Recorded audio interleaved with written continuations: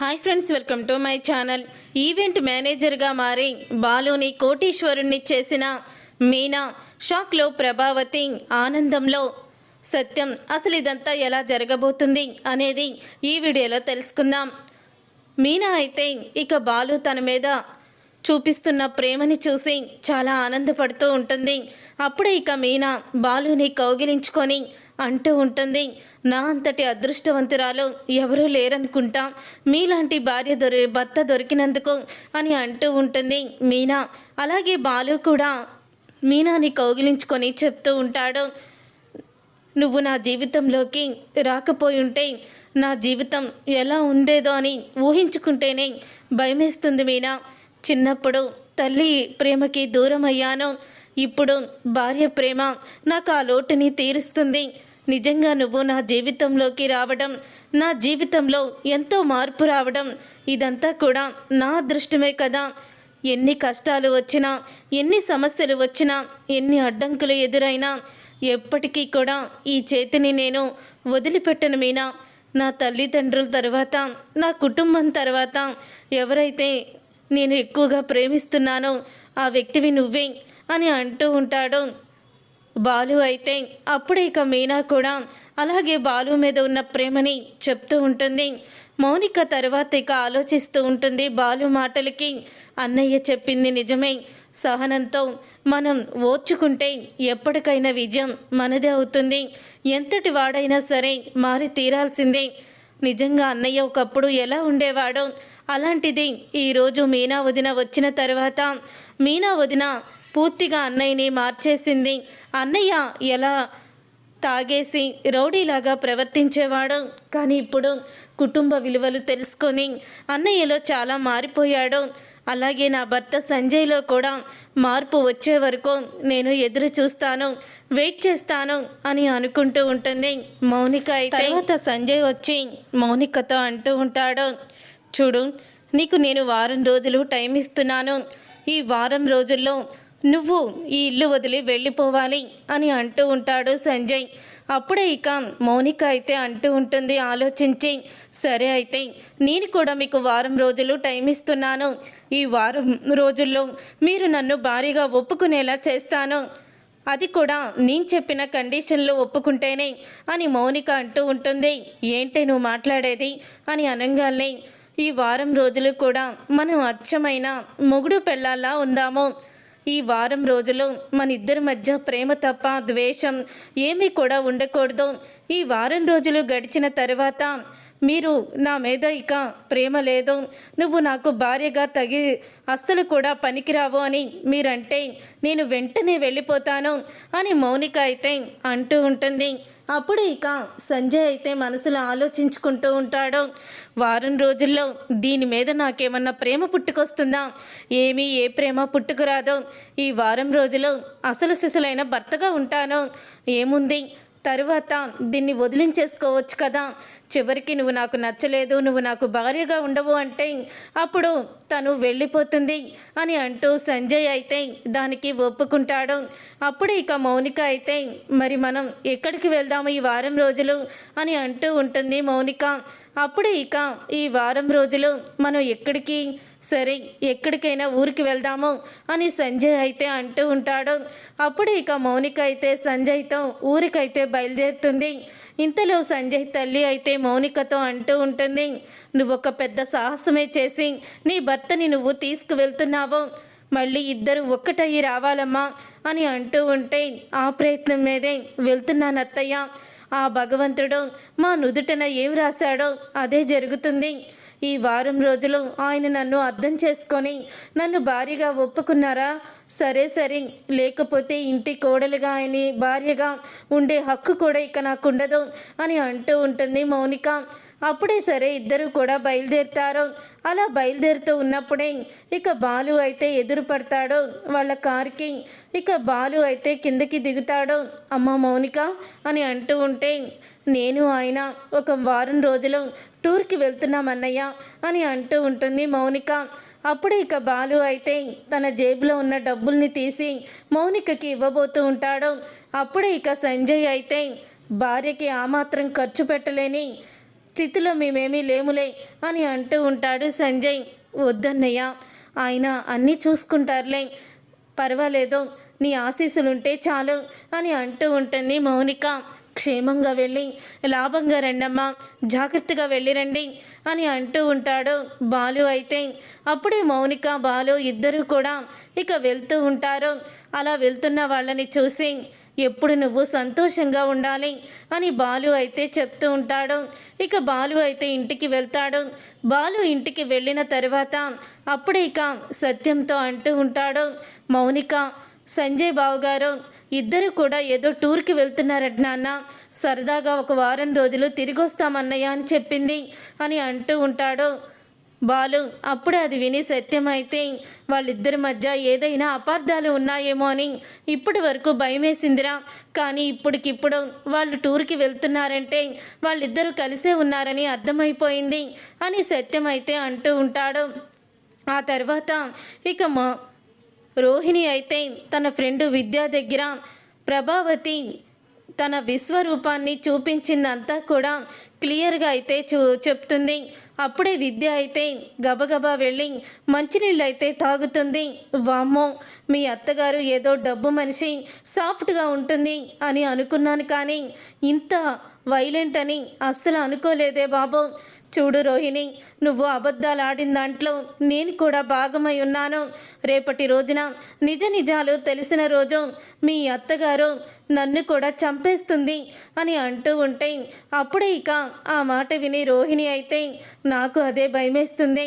Parlour పేరు మార్చినందుకే తన విశ్వరూపాన్ని చూపించి నన్ను చంపేంత పని చేసింది. మరి ఇప్పుడేంటే బాబు, నాకేమీ అర్థం కావడం లేదు. చింటూ గురించి, మా అమ్మ గురించి, నా మొదటి పెళ్లి గురించి తెలిస్తే నన్నేం చేస్తుందో కూడా తెలియడం లేదు అని రోహిణి అయితే భయపడుతూ ఉంటుంది. అప్పుడే ఇక రోహిణితో చెప్తూ ఉంటుంది విద్య అయితే, వీలైనంత తొందరలో నువ్వు మనోజ్కి నిజాలు చెప్పడమే కరెక్టు అని అంటూ ఉంటుంది విద్య. నేను కోటీశ్వరాల్ని కాదన్న నిజం చెప్పగలను, కానీ నాకు ముందే పెళ్ళయింది, చింటూ నా కొడుకు అంటే మనోజ్ కూడా తట్టుకోలేడే అని అంటూ ఉంటుంది రోహిణి. అప్పుడే ఇక రోహిణి అన్న మాటలకి చెప్తూ ఉంటుంది విద్య అయితే, ఏదో ఒక నిజాన్ని ముందు నువ్వు చెప్పు మనోజ్కి. రేపటి రోజున నువ్వు కోటీశ్వరాలు కాదు అని నిజం తెలిసినా మనోజ్ ఎలాగైనా సరే వాళ్ళ అమ్మకి నచ్చజెప్పి నిన్ను కాపాడగలడు అని అంటూ ఉంటుంది విద్య అయితే. సరే, నేను ప్రయత్నిస్తానే, కానీ ఇంటికి వెళ్ళి మా అత్తగారిని చూడాలంటేనే నాకు చాలా భయమేస్తుంది అని అంటూ ఉంటుంది రోహిణి. పర్వాలేదులేవే, ఇప్పుడు ఆవిడ కోపం తగ్గిపోయే ఉంటుంది అని చెప్తూ ఉంటే, వామ్మో, ఏమోనే బాబు, ఆవిడ్ని చూస్తుంటేనే ఒక మహంకాళిని, ఒక శక్తిని చూసినట్టుంది అని చెప్తూ ఉంటుంది రోహిణి. తర్వాత ఇక మీనా అయితే ఇంటికైతే వస్తుంది. అప్పుడే బాలు అయితే చెప్తూ ఉంటాడు సత్యంతో వచ్చి, ఇదిగో నాన్న, తను 2 లక్షలు ఏం చేసిందని మీరందరూ కూడా తనని నిలదీశారు కదా, తనేమీ వాళ్ళ పుట్టింటికి దారిపోయలేదు, అలాగని తాను ఏమీ కూడా వాడుకోలేదు, తను నాకు కారు కొంది అని అంటూ ఉంటాడు బాలు అయితే. అప్పుడే ఇక అది విని షాక్ అయిపోతూ ఉంటుంది ప్రభావతి. ఏంటి, నీకు కారు కొందా? ప్రస్తుతానికి ఆటో నడుపుకు తిరుగుతున్నావు కదా, అంత డబ్బు పెట్టి కారు కొనడం అవసరమా అని ప్రభావతి అంటూ ఉంటే అప్పుడే ఇక ఆ మాట విని మీనా అయితే చెప్తూ ఉంటుంది, మీ పెద్ద కొడుకు మనోజు మీ ఆటో నడిపితే మీకు ఎలా ఉంటుంది అని అడుగుతూ ఉంటుంది మీనా. వాడు డిగ్రీల మీద డిగ్రీలు చదివినవాడు, వాడు ఆటో నడుపుతాడా ఏంటి? అయినా అలా తలుచుకుంటేనే నాకు ఇబ్బందిగా ఉంటుంది అని అంటూ ఉంటుంది ప్రభావతి. కారు డ్రైవర్గా ఒక సొంత కారుకి తనే డ్రైవింగ్ చేస్తూ ట్రిప్పులకి వెళ్ళే మా ఆయన ఆటో నడుపుకుంటే నాకు అలాగే అనిపించింది. నా భర్త ఎప్పుడూ కూడా మంచి హోదాలో ఉండాలి, అందుకనే నేను ఈరోజు నా భర్తకి నేను కష్టపడిన డబ్బులతోనే కారు కొన్నాను అని అంటూ ఉంటుంది మీనా అయితే. ఉన్న డబ్బులు ఇదంతా కారుకి తగలేసినట్టుంది, తర్వాత ఏదైనా అవసరమైతే డబ్బులు ఎలా వస్తాయి అనుకుంటున్నావు అని అడుగుతూ ఉంటుంది ప్రభావతి. ఇలాంటి ఆర్డర్లు వస్తే ఎంతైనా సాధించవచ్చు అని అంటూ ఉంటాడు బాలు అయితే. ఆ రోజు అదృష్టం కొద్దీ మీకు ఇన్ని వచ్చినాయి, కానీ లేకపోతే మీకు ఇంత పెద్ద ఆర్డర్లు ఎందుకు వస్తాయి అని చెప్తూ ఉంటే, నేను దానికి ఒక ప్లాన్ చేశానుగా అని అంటూ ఉంటాడు బాలు. ఏంటి, ఆర్డర్లు రావడానికి ప్లాన్ చేశావా? ఏ ప్లాన్లు చేసావు నువ్వు అని అంటూ ఉండగా అప్పుడే అందరినీ బయటికి తీసుకువెళ్తాడు బాలు. ఇక కారు వెనక్కి వెళ్ళి చూపిస్తాడు. అప్పుడే ఇక కారు మీద ప్రభావతి పూల కొట్టు ప్రొపరైటర్ మీనా పూలు ఆర్డర్లపై సప్లై చేయబడను, ఫంక్షన్లకి పూలు డెకరేషన్ చేయబడను అంటూ ఒక బోర్డు అయితే తగిలిస్తాడు కారుకి. అప్పుడే ఇక అది చూసి ఒక్కసారి ప్రభావతి షాక్ అయిపోతూ, రే ప్రభావతి పూల కొట్టేందిరా, నెంబర్స్ ఏంటి, నువ్వు చేస్తుందేంటి అని అనగానే, తప్పేముంది, వీడు ఆలోచన చాలా బాగుంది, ఆ బోర్డు చూసి చాలామంది కూడా ఫోన్లు చేస్తారు అని అంటూ ఉంటాడు సత్యం. అప్పుడే మనోజ్ అయితే, నాన్న మీ పిచ్చి కానీ ఇలా కారు మీద ఈ బోర్డు చూసి ఎవరు ఫోన్ చేస్తారు నాన్న, ఎవ్వరు చేయరు అని అంటూ ఉంటాడు మనోజ్ అయితే. అప్పుడు ఇక మనోజ్ అలా అన్న తర్వాత అప్పటికప్పుడే 3 ఫోన్లు అయితే వస్తాయి బాలుకి. మా ఇంట్లో సత్యనారాయణ వ్రతమని, అలాగే మా ఇంట్లో బారసాల, ఇంకొకరు అన్నప్రాసన అంటూ 3 ముగ్గురైతే ఫోన్ చేస్తారు బాలుకి. అప్పుడు ఇక బాలు అయితే సరేనండి అని ఆర్డర్ అయితే తీసుకొని మీనాకి అప్పచెప్తాడు. చూశారు, రే లక్షలు మింగేసినోడా, బుర్రుంటే ఏదైనా సాధించవచ్చు. చూసావు కదా, నేను రాసి పెట్టిన ఈ బోర్డుకి ఎంత రెస్పాండ్ వచ్చిందో. రేపు ఎల్లుండు అవతలెల్లుండు కూడా మాకు మంచి గిరాకీలే ఉన్నాయి, పూల ఆర్డర్స్ ఉన్నాయి అని అంటూ ఉంటాడు బాలు. అప్పుడే ప్రయత్నం చేసాం, సక్సెస్ అయ్యింది అని చెప్తూ ఉంటాడు గొప్పగా. ఇక మీనా అయితే, మీ ఐడియా చాలా బాగుందండి అని అంటూ ఉంటుంది. ఇక ముందుగా సత్యనారాయణ వ్రతానికైతే మొత్తం డెకరేషన్ అన్నీ కూడా ఒప్పుకుంటుంది మీనా. ఇక డెకరేషన్ బాలు సహాయంతో అంతా కూడా డెకరేషన్ అన్నీ కూడా చేసేస్తుంది. చాలా బాగా డెకరేషన్ చేసి దేవుణ్ణి కూడా బాగా అలంకరించారమ్మా. మేం కూడా ఇంతలా చేసి ఉండవేమో, మేము ఇచ్చే ఈ తక్కువ డబ్బులకైనా మీరు ఎంతో అందంగా చేశారు, తీసుకోండమ్మా, నేను ఇంకా ఎగస్ట్రా డబ్బులే ఇస్తున్నాను, మీ కష్టానికి తగిన ఫలితం అని ఎగస్ట్రా డబ్బులైతే ఇస్తూ ఉంటారు. ఇంతలో వాళ్ళకి ఒక సమస్య అయితే వస్తుంది. వాళ్ళకి భోజనాలు వండే వంటవాడు క్యాటరింగ్ అతను అయితే మోసం చేస్తాడు. అప్పటికప్పుడు జ్వరం వచ్చిందని, హెల్త్ బాగోలేదని మానేస్తాడు. దాంతో ఇక వ్రతం చేయించే వాళ్ళైతే చాలా టెన్షన్ పడుతూ 100 మందికి ఇప్పటికిప్పుడు శుభ్రంగా ఎవరు వండి పెడతారో అని అంటూ చాలా టెన్షన్ పడుతూ ఉంటాయి. అప్పుడే ఇంకా బాలు అయితే, ఎందుకండి మీరేమీ టెన్షన్ పడకండి, శుభ్రంగా కూర్చొని మీరు వ్రతం చేసుకోండి, మొత్తం నేను చూసుకుంటాను కదా అని అంటూ ఉంటాడు బాలు. అది కాదు బాబు అని అంటూ ఉంటే, చూడండి మా ఆవిడ ఈ డెకరేషనే కాదు వంటలు కూడా అద్దరు కొడుతుంది, మీకు ఏ మాట రాకుండా మేం చూసుకుంటాం కదా, ఆ క్యాటరింగ్కి ఇచ్చే డబ్బులు మాకే ఇవ్వండి, ఏంటి మీనా ఏమంటావు అని అంటూ ఉంటాడు బాలు.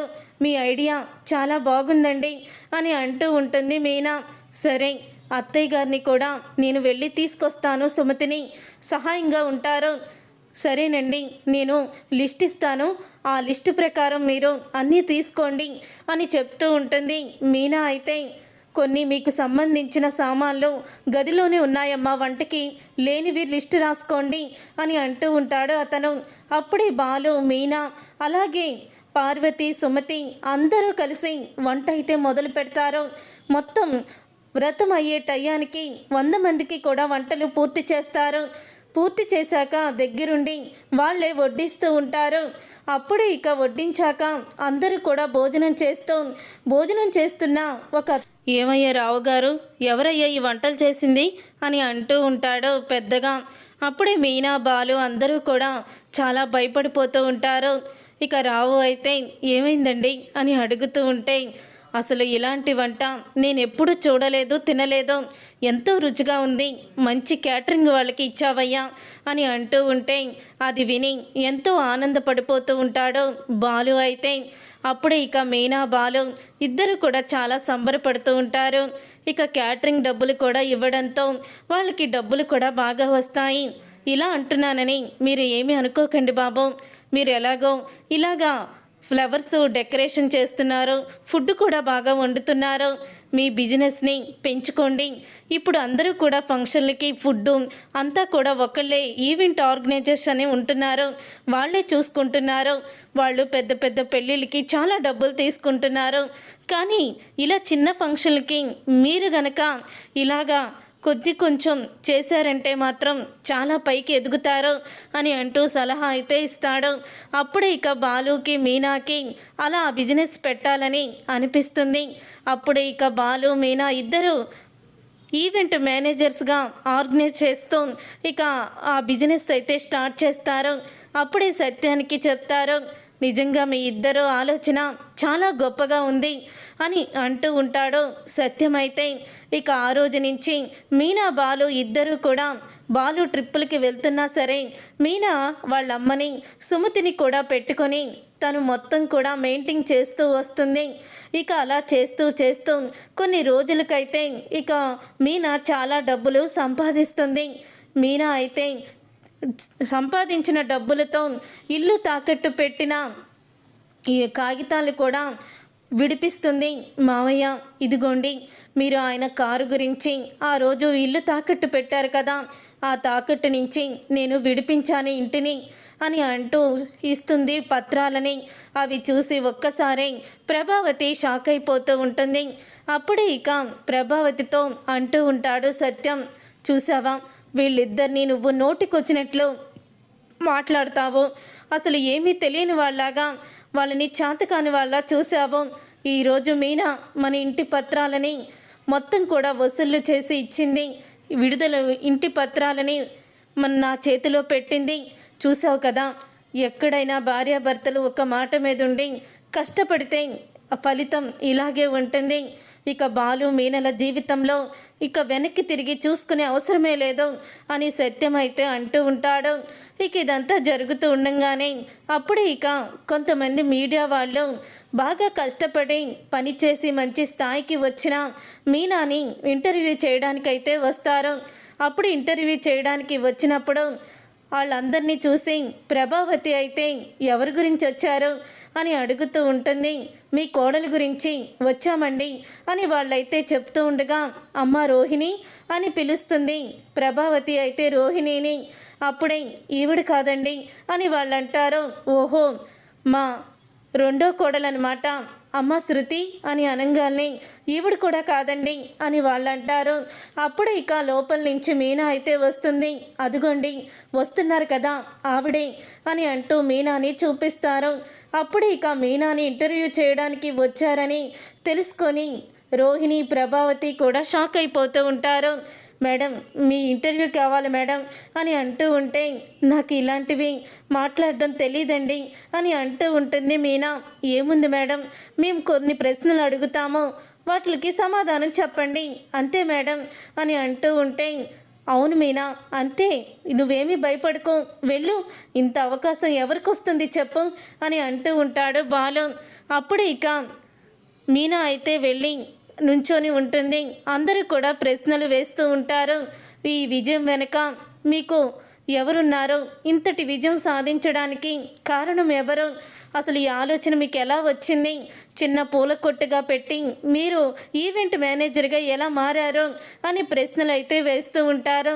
మీ అన్ని ప్రశ్నలకి నా ఒక్కటే సమాధానం, నేను ఈ స్థాయికి వచ్చి ఇలా మీ ముందు నిలబడి ఇంటర్వ్యూ ఇచ్చే స్థాయికి వచ్చానంటే దానికి కారణం నా భర్త పేరు బాలు, ఆయన కారు డ్రైవర్. ఆయనే గనక నా చేత పూల కొట్టు పెట్టించకపోతే ప్రతిరోజు కూడా నేను పూలమ్మి ఆ పూలకి డెకరేషన్ చేసే అవకాశాలు అన్నీ కూడా ఆయనే ఇప్పించారు. ఆయనే నన్ను ఈ స్థాయికి తీసుకువచ్చారు. నా విజయానికి కారణం నా భర్త లేనిదే నేను లేను అని చాలా గొప్పగా అందరి ముందు అయితే బాలు గురించి చెప్తూ ఉంటుంది. ఈయన గొప్పతనం కొంతమంది తెలియదు, కొంతమందిని అర్థం చేసుకోలేరు అని చెప్తూ ఉంటుంది. ప్రభావతిని చూసి మీనా అయితే అప్పుడే ఇక మీనా బాలు గురించి అలా చెప్పడం చూసి సత్యం కళ్ళంట నీళ్ళైతే వస్తూ ఉంటాయి. చూసారుగా ఫ్రెండ్స్, రాబోయే కథలో ఖచ్చితంగా ఇలాగే జరగబోతుంది. మరి ఇలాగే జరగాలని మీరైతే కోరుకుంటున్నారా? అయితే వీడియోని తప్పకుండా లైక్ చేసి ఛానల్ని సబ్స్క్రైబ్ చేసుకొని పక్కనే ఉన్న గంట సింబలపై ఆలని క్లిక్ చేయండి. అప్పుడే మేము పెట్టే ప్రతి వీడియో మీరు మిస్ కాకుండా చూసేవచ్చు.